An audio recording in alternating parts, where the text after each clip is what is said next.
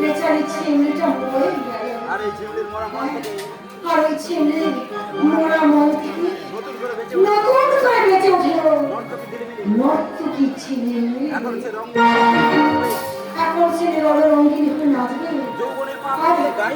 আর যৌবনের পাপড়ি মেলে সে গাইবে